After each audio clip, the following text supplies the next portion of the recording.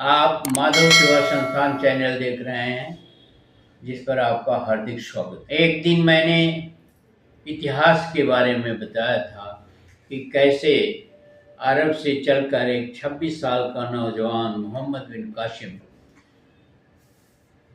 711 ईस्वी में सिंध घाटी आता है और आक्रमण करने की नीयत से आता है। आक्रमण किया भी और वो आसानी से सिंध घाटी के देवल और नाउन जगहों को और वहाँ के राजाओं को परास्त करते हुए सेवान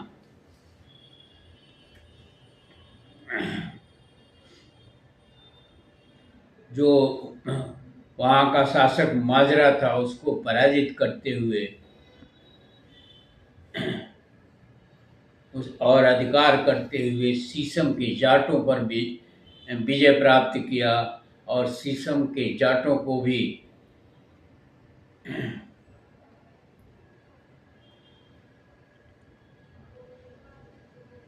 पराजित करके या शीशम के जाटों ने उसकी अधीनता स्वीकार कर ली और बाजरा वहाँ का राजा मारा गया। राऊर विजय भी उसने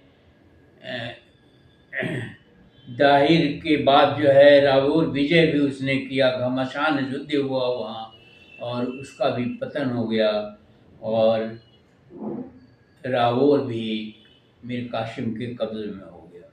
फिर उसने ब्राह्मणवाद पर आक्रमण किया। ब्राह्मणवाद कोई बात नहीं है, एक जगह का नाम है। तो ब्राह्मणवाद की का राजा जो था वो जय सिंह था, जो दाहिर का पुत्र था।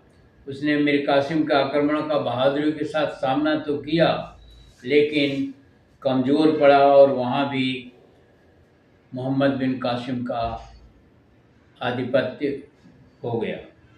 फिर वो आलूर, फिर काफ़ी बड़ा और प्रसिद्ध जगह है मुल्तान, उस पर भी आलूर के बाद जो है वो मुल्तान पहुंचा और यहाँ पर शहर के लोगों ने ही जनता के पीने के पानी के स्रोत के बारे में सूचना दे दी, गद्दारी किया और उसने पानी का स्रोत काट दिया, जिसके कारण मुल्तान में हाहाकार मच गया और वह विजय प्राप्त करने में सफल हो गया। यहाँ से उसको काफ़ी सोना और धन मिला। मुल्तान विजय के बाद मोहम्मद बिन कासिम बहुत दिनों तक जीवित नहीं रहा और जिसके कारण जो है जीवित नहीं रह सका। खलीफा उससे बहुत प्रसन्न हो गया था, कहते उसने उसे वापस बुला लिया और उसकी हत्या करवा दी। अब सिंध में मोहम्मद बिन कासिम की सफलता के क्या कारण थे, इसके बारे में 2 लाइन बताते हैं आपको कि इसका कारण था कि वो बहादुर तो था, योग्य तो था, वीर और साहसी तो था, लेकिन भारत के लोग या सिंधु घाटी के लोग आपस में धर्मों के नाम पर, समाज के नाम पर और अन्य को व्यवस्थाओं के नाम पर आपस में बटे हुए थे और एक दूसरे से लड़ाई करते रहते थे और उन्होंने मोहम्मद बिन कासिम को गद्दारी करके एक दूसरे के राज्य को जितवा दिया। ये मुख्य कारण था और यही कारण जो है हमेशा आगे भी कारगर रहा।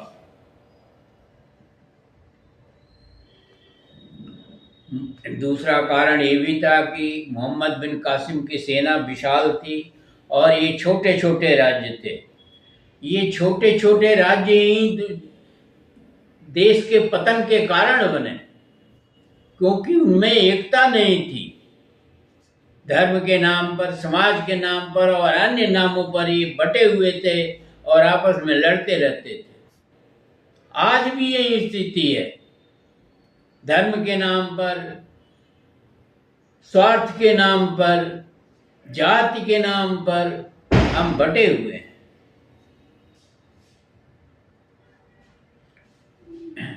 तो कासिम की सेना जो है विशाल थी और ये छोटे छोटे राज्यों की सेना छोटी छोटी थी।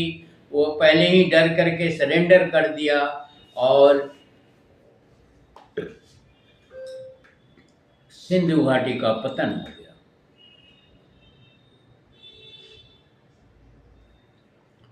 इसके पतन का तीसरा कारण मोहम्मद बिन कासिम की नीति निपुणता थी। वो नीति के मामले में निपुण थे। देवल की विजय के लिए उसने कठोर नीति अपनाई और अन्य जगहों के लिए अलग अलग नीतियां उसने अख्तियार किया, जिसके कारण लोग समझ नहीं पाए कि ये क्या चाहता है और उसकी विजय हो गई।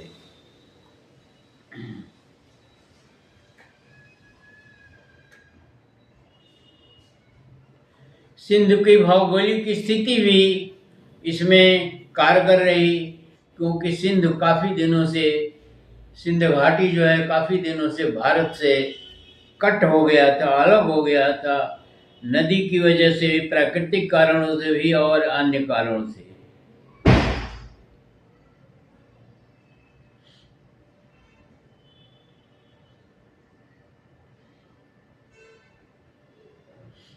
और आंतरिक दुर्बलता के बारे में आपको बता ही चुके हैं कि यहाँ पर ब्राह्मण, बौद्ध और जैन विभिन्न संप्रदाय को लोग रहते थे, जो आपस में लड़ते रहते थे और एक दूसरे का विरोध करते थे, और बाहरी आक्रमण के समय भी वो एक नहीं हो पाए और अलग अलग ही रहे।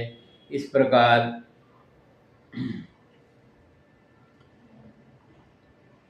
सिंध घाटी का पतन हो गया, या सिंधु घाटी को मोहम्मद बिन कासिम ने जीत लिया।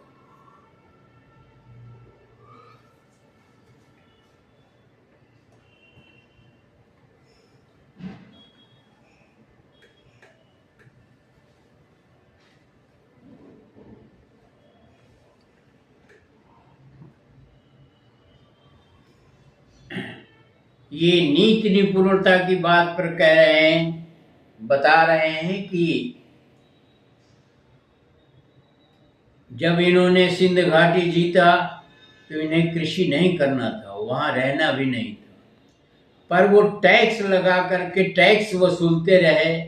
और किसान ही थे उस समय, ज़्यादा व्यापारी बहुत कम थे, तो किसानों से उन्होंने कहा आप खेती करो, आप जो चाहे सो जो करते वो करो, लेकिन हमें टैक्स चाहिए और 25% टैक्स चाहिए।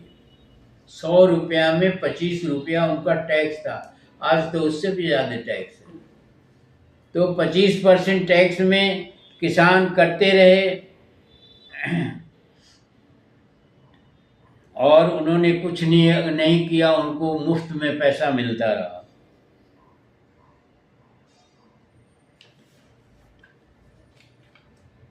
इस विजय का भारतीय सभ्यता और संस्कृति पर गहरा प्रभाव पड़ा और इसमें मानसिक रूप से और अन्य तरीकों से भी भारत कमज़ोर पड़ा और भारत की संस्कृति जो है बुरी तरह से प्रभावित हुई।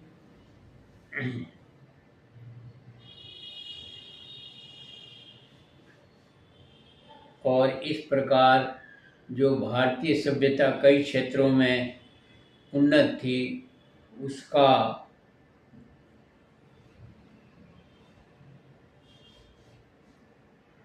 मतलब उसका परिणाम या उसका जो है अरब वासियों को भी मिला।